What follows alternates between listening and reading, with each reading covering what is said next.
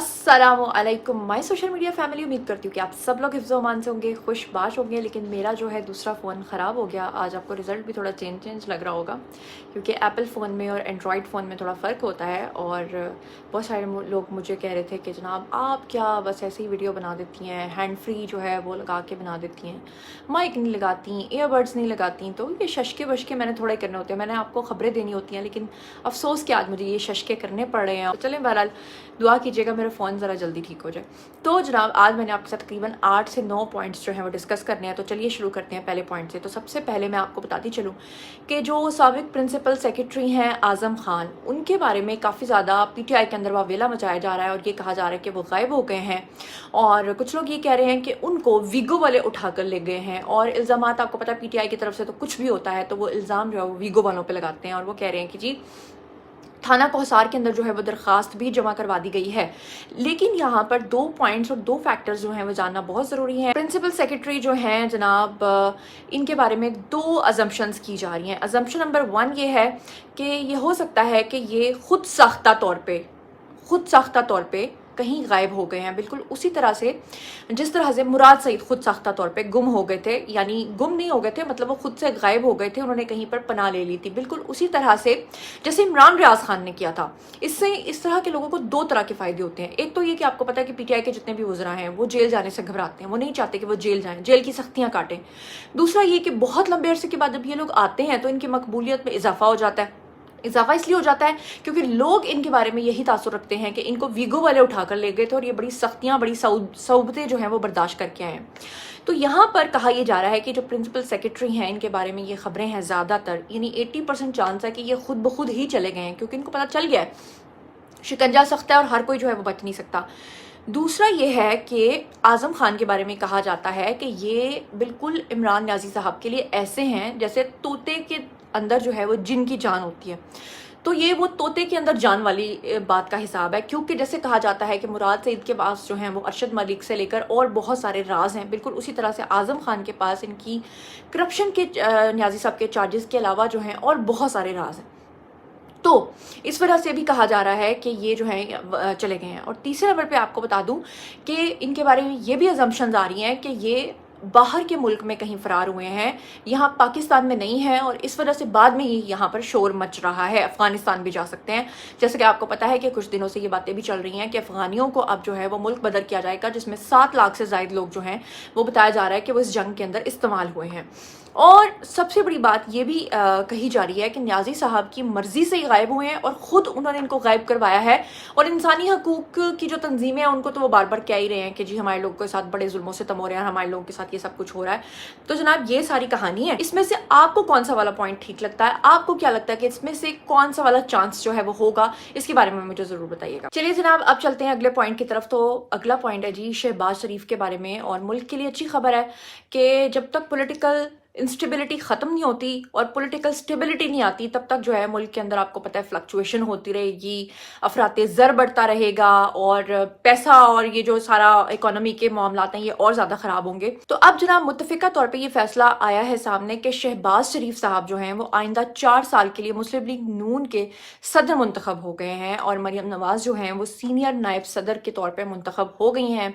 और सबसे बड़ी बात यह कि वो लोग जो कहा करते थे, ख़ास तौर पर टली साहब, शीदा टली साहब कहा करते थे, माजरत वैसे अज़राए तफन्नुन कह दिए, शेख रशीद जो कहते थे ना कि ये जो हथकड़ी है मेरा जेवर है जी, तो वो कहा करते थे कि नून में से शीन निकलेगी जी। तो वो नून में से शीन भी नहीं निकली।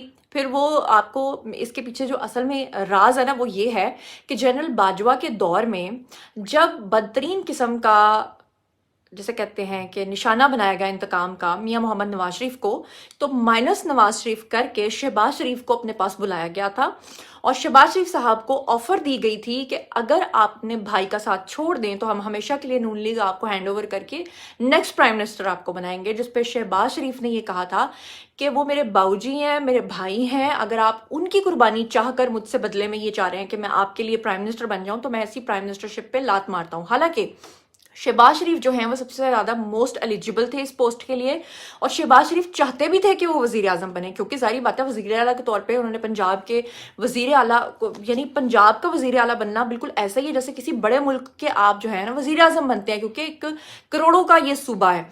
तो शहबाज शरीफ डिज़र्व करते थे, उनकी ख्वाहिश भी थी, लेकिन अपने भाई के साथ जो है वो गद्दारी करके वो नहीं बनना चाहते थे, उन्होंने इनकार कर दिया। और उसके बाद जितने भी लोग थे ना जो कहते थे ये निकलेगी जी शीन निकलेगी, वो शीन की जो है ना वो सारी शीन शीन हो गई। और आज भी उन्होंने अपना जो खिताब किया तो उसमें उन्होंने कहा कि जी मैंने जो मैं वज़ीर आज़म बना हूँ उसमें मैंने नवाज शरीफ की जो पग अपने सर पे रखी है, पगड़ी अपने सर पे रखी है अमानत के तौर पे, और वापस वो पगड़ी पहनाऊंगा नवाज शरीफ को, यानी कि नवाज शरीफ वापस मुल्क में आएंगे और चौथी दफ़ा के वज़ीर आज़म बनेंगे। और मैं आपको ये भी बता दूं कि जो इलेक्शन कमीशन है उन्होंने एक्ट 2017 का तरमीमी बिल जो है उसको कसरत राय से मंजूर कर लिया है, और इसके तहत अब ये फ़ायदा होगा कि जिसकी भी नाअहली होगी वो 5 साल से ज़ायद नहीं रह सकेगी। नाअहली जो है वो 5 साल के बाद ख़त्म हो जाएगी। और आपको पता है कि नवाज शरीफ जो हैं उन्होंने 2017 में ही उनको जो है वो नाअहल किया गया था, और जब उनको नाअहल किया गया था तो उनको कहा गया था कि जी अगले इंतखाबात में वो हिस्सा नहीं ले सकते। तो अब उसके अकॉर्डिंगली अगर देखें कि 5 साल से ज़्यादा आप नाअहल नहीं रह सकते, तो अब जो मौजूदा हालात हैं उनमें नवाज शरीफ जो हैं वो इलेक्शंस में ना सिर्फ हिस्सा ले सकते हैं बल्कि चौथी दफ़ा वज़ीर आज़म बनने की तरफ इशारा खुद शहबाज शरीफ ने कर दिया है। शहबाज शरीफ क्या कह रहे हैं खुद ही सुन लीजिए। पग जो आपने मेरे सर पर दोबारा पहनाई है ये नवाज शरीफ की अमानत है, वो जिस दिन आएगा इंशाअल्लाह ये अमानत आप और मैं उनको हवाले कर देंगे। नवाज शरीफ इंशाअल्लाह आप देखेंगे जब वो पाकिस्तान अल्लाह ताला के फजल करम से आएंगे तो पाकिस्तान में सियासी नक्शा बदल जाएगा। जी तो आप लोगों ने सुन लिया, और मरियम नवाज के ऊपर काफी ज्यादा तनकीद हो रही है और कहा जा रहा है कि जी क्यों उनको नायब सदर बनाया, ये हो गया वो हो गया। चलिए जनाब ये बातें होती रहेंगी। अब आपके साथ एक खुशखबरी शेयर कर लेती हूँ। खुशखबरी ये है कि एलपीजी की कीमतों में 140 रुपए की कमी हो गई है एक साथ, और कल जो है ऑयल और घी की कीमतों में भी कमी हुई थी, और अभी आगे क्रूड ऑयल की वजह से जो है ना पेट्रोल की कीमतों में भी कमी होगी, और ये 140 रुपए कमी के बाद जो फाइनल रेट इसका डिसाइड हुआ है वो 210 रुपए है, जो कि एक बड़ी ही खुश आइंद बात है। अब चलते हैं जनाब जी अगले पॉइंट की तरफ। तो अगला पॉइंट ये है कि न्याजी साहब ने हमारे मुल्क का सौदा किया, आपको अच्छे तरीके से पता है। इससे पहले जो प्रीवियस व्लॉग्स हैं उसमें मैंने आपको न्याजी साहब का वो लेटर दिखाया था जिसमें उन्होंने अमेरिकी कांग्रेस को ये यकीन दिलाया था कि अगर मैं दोबारा वज़ीर आज़म बना तो मैं पाकिस्तान के अंदर 2 चीज़ों को ख़त्म करूंगा। एक उन्होंने हमारे एटॉमिक असासे जो हैं उनके बारे में बात की थी, और दूसरा उन्होंने हमारी फौज के बारे में बात की थी, और दोनों ही हमारे मुल्क की सलामती के लिए बहुत ज़रूरी हैं। और वो लेटर मैंने आपको दिखाया था, अगर हुआ तो यहाँ पे एडिटर दोबारा से लगा देगा। और इसके अलावा जो है वो न्याजी साहब के बारे में आपको ये भी पता है, तमाम सबूत मौजूद हैं। अब तो मेन स्ट्रीम मीडिया पे ये खबरें चल चुकी हैं कि कश्मीर का सौदा उन्होंने किया था।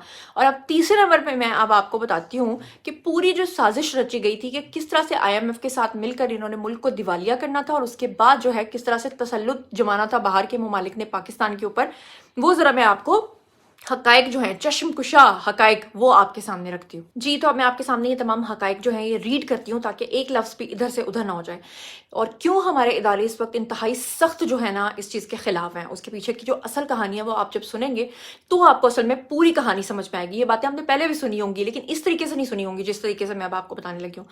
जनाब हमारे जो खुफिया इदारे हैं उनकी तरफ से एक ब्रीफिंग हुई, और ये तब की बात है जब न्याजी साहब की हुकूमत के आखिरी दिन चल रहे थे, और उस ज़माने में जो है न्याजी साहब IMF के साथ अपना मुआहदा करने जा रहे थे, और पाक फ़ौज के अहम तरीन अफसरान उसके अंदर मौजूद थे। IMF के साथ इन्होंने जो चीज़ें की थी उसमें कन्फर्म जो इतला है वो दी गई कि इमरान न्याजी जो हैं वो IMF के साथ एक खुफिया मुआहदा करने जा रहे हैं जिसमें वो पाकिस्तान के एटमी प्रोग्राम के ख़ात्मे में मुआवनत फराहम करेंगे। आज तो वो लेटर मौजूद है जो सबूत के तौर पे हमने आपको दिखाया था, लेकिन जिस वक्त इन्होंने खुफिया मुआहदा किया था उस वक्त वो लेटर या कोई चीज़ें मौजूद नहीं थी, कोई डॉक्यूमेंट मौजूद नहीं था। इसलिए हमारे जो खुफिया इदारे हैं उन्होंने ये चीज़ें जो हैं वो हमारी इस्टेब्लिशमेंट और जो भी हमारे सारे इदारे काम करते हैं इसके लिए उनको पहुँचा दी थी, और इसके इवज़ 80 अरब डॉलर्स जो हैं वो न्याजी साहब को नवाजे जाने थे। सिर्फ 80 अरब डॉलर्स के लिए न्याजी साहब ने ये सब कुछ किया, और मुआहदे के तहत जो है IMF से हुए इक्तसादी पैकेज मतलब जो डिसाइड इन्होंने किया कि मुआहदे में इन्होंने करना क्या था, इन्होंने करना ये था कि IMF से जो इनको इक्तिसादी पैकेज मिलना था उससे इन्होंने रूगर्दानी करनी थी। और आपने देखा कि वक्त के साथ आपने खुद देखा कि नियाजी साहब ने IMF के साथ ना सिर्फ जो है IMF का पैकेज लिया बल्कि उससे रूगर्दानी भी की। तो ये दो बातें जो हैं वो अब तक पूरी हो चुकी हैं। उसके बाद IMF जो है वो पाकिस्तान को मजीद कर्ज देने से मना कर देता। ये उनका प्लान का हिस्सा था कि जब पाकिस्तान रूगर्दानी करेगा तो हम फिर प्लान के तहत जो है वो ये करेंगे कि कर्ज की फराहमी से इनकार कर देंगे और पाकिस्तान जो है उसके बाद वो 100% दिवालिया हो जाएगा, खुदा न खास्ता मेरे मुंह में खाक।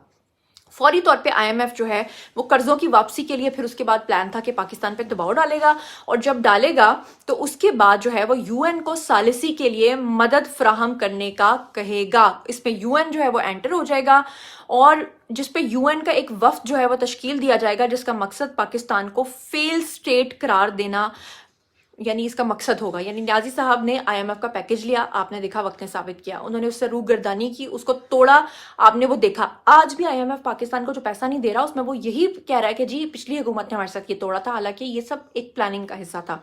और उसके बाद यूके जब उसको फेल्ड स्टेट के तौर पे डिक्लेयर करेगा तो पाकिस्तान से एटमी प्रोग्राम के खात्मे का कहेगा। और ये भी आपने देखा है कि पॉइंट जो है ये पूरा हो चुका है वो इस तरह से कि अभी कुछ दिन पहले इसहाक डार ने मेन स्ट्रीम मीडिया पर बैठकर खुद ये बात की है कि IMF कौन होता है पाकिस्तान को ये कहने वाला कि आप अपने जो एटॉमिक असासे हैं उनकी तफसीलात हमें फराहम करें। यानी कि ये बात जो मैं आपको बता रही हूँ, ये प्लान जो आज से बहुत अरसा पहले हमारी एजेंसीज को पता चल चुका था, अब हमारी एजेंसीज ने क्या किया आप ये जानना चाहेंगे ना कि मतलब अगर एजेंसीज को पहले पता चल गया था तो फिर उन्होंने किया क्या, वही मैं आपको बताने लगी हूँ। अब हुआ क्या कि प्लान के अकॉर्डिंगली पहले पता चल चुका था कि वो एटॉमिक पावर को ख़त्म करने का कहेगा और पाकिस्तान को मजबूरन ये कदम उठाना पड़ेगा। और यही नियाजी ने आकर कहा था, ओ नाज़रीन अब हमें ये करना पड़ेगा। अल्लाह का शुक्र है कि लाख लाख कि हमने ये सब कुछ नहीं देखा।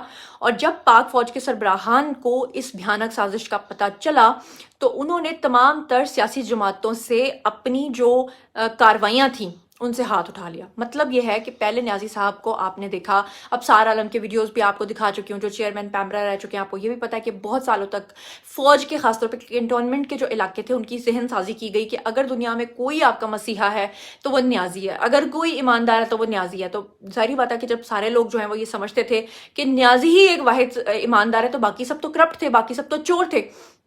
तो उस ज़माने में भी जो जनरल बाजवा हैं और आखिरी दिनों में उन्होंने जनाब जी ये फ़ैसला किया कि ये जितनी भी हम कार्रवाइयाँ कर रहे हैं इनके ख़िलाफ़, बाकी पार्टीज़ के ख़िलाफ़, उससे हम अब नरमी इख्तियार करेंगे और अपना हाथ जो है उठा लेते हैं और न्यूट्रल होने की ही यकीन दहानी कराई। उन्होंने तमाम पार्टियों को जमा किया क्योंकि उनको पता चल गया कि नियाजी साहब ने ये प्लान बना लिया हुआ है, IMF इसमें शामिल है, UK इसमें सालसी करेगा, हमारे मुल्क के ऊपर जो असल में चीज़ आ गई है अब इसके लिए छोटी मोटी करप्शन को माफ़ कर देना चाहिए। तो उस पर उन्होंने सियासी जमातों ने पहले तयशुदा तरीके अदम एतमाद को मंतकी अंजाम तक पहुंचाया और फिर उसके बाद इमरान खान को इक़्तिदार के ईवानों से बेदखल होना पड़ा।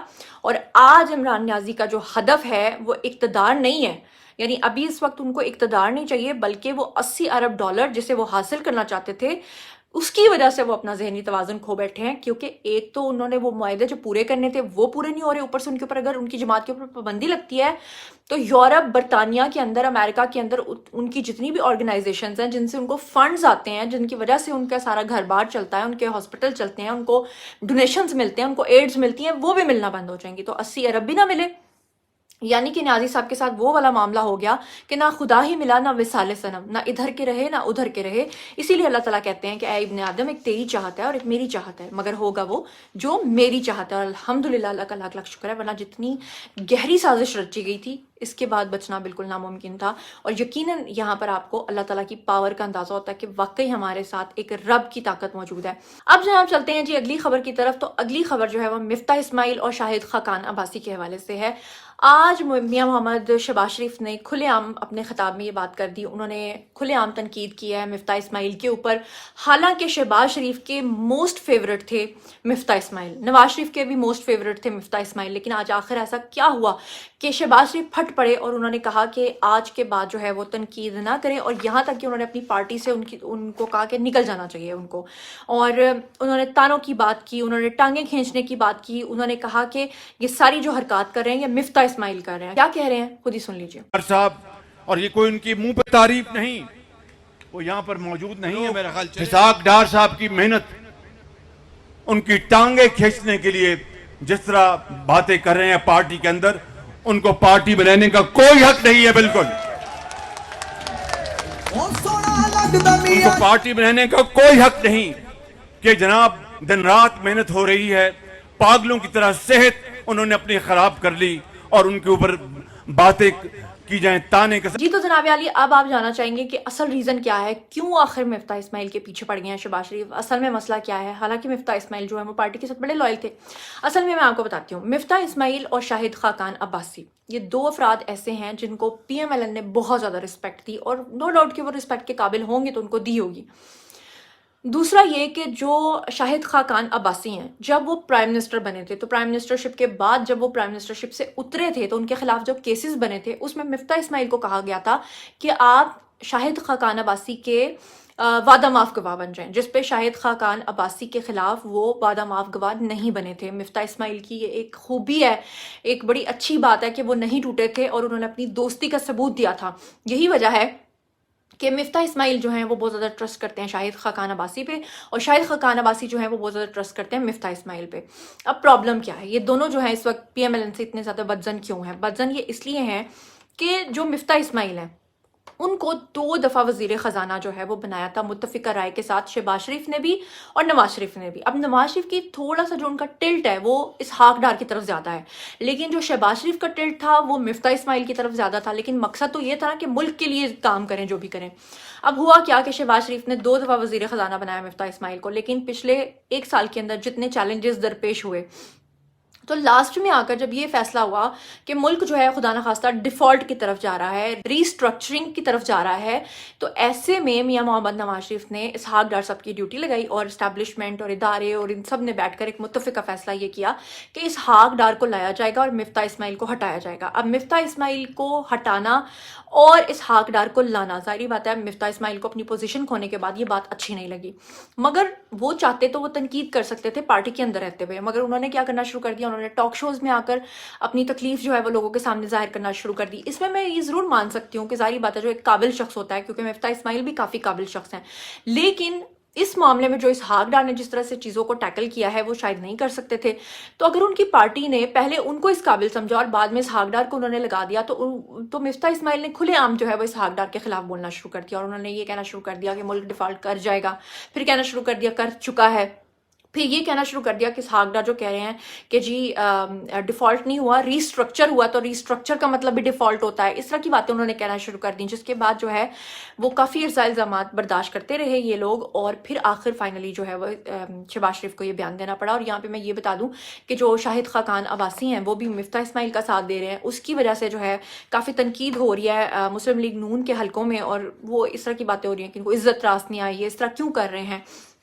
यहाँ पर मैं आपको बता दूं कि मिफ्ता इस्माइल के बारे में लोग जो तनकीद करते हैं वो ये भी कह रहे हैं कि इलेक्शंस नहीं कभी भी वो जीते, 2 दफ़ा से ज़्यादा उनको वज़ीर ख़जाना बनाया गया, हालांकि वो कभी इलेक्शन ही जीते। और शाहिद खाकान अब्बासी के ऊपर लोग इसलिए तनकीद कर रहे हैं कि लोग कह रहे हैं कि वो इसलिए नून लीग के खिलाफ बयान दे रहे हैं क्योंकि उनको पता है कि वो दोबारा वज़ीर आज़म नहीं बनेंगे। अब मुस्लिम लीग नून के जो हल्के हैं वो शाहिद खाकान अब्बासी के ऊपर ये भी तनकीद कर रहे हैं कि वो कह रहे हैं कि देखिए पार्टी के अंदर और भी कितने सीनियर लीडरान मौजूद थे, ख्वाजा आसिफ थे, उसके अलावा चौधरी निसार थे, और भी कितने बड़े बड़े लोग थे, मुशाहिदुल्लाह खान थे, कितने सारे बड़े बड़े लोग थे जिन्होंने जो है नवाज शरीफ के लिए कितनी बड़ी बड़ी कुर्बानियाँ दी थी। लेकिन उसके बावजूद नवाज शरीफ साहब की मुत्तफ़िका राय से शाहिद खाकान अब्बासी को वज़ीर आज़म बनाया गया था। तो अगर बनाया गया था तो फिर उनको इस तरह से पार्टी के अंदर, ठीक है हर एक का हक है कि वो तनकीद करे अगर उसको कुछ चीज़ें गलत लगती हैं, लेकिन इस तरह नहीं कि वो किसी का आलायकार बन जाए, या इस तरह नहीं कि वो खुलेआम आकर टेलीविजन स्क्रीन के ऊपर जो है ये बात करना शुरू कर दे। लेकिन बहरहाल आज जो हुआ वो अच्छा नहीं लग रहा, ये सब सुन के शहबाज शरीफ साहब ने भी कहा तो अच्छा नहीं लगा। बहरहाल मुझे जो महसूस हुआ मैंने आपके साथ शेयर किया, लेकिन आप लोगों ने बताना है कि इस बारे में आप क्या सोचते हैं।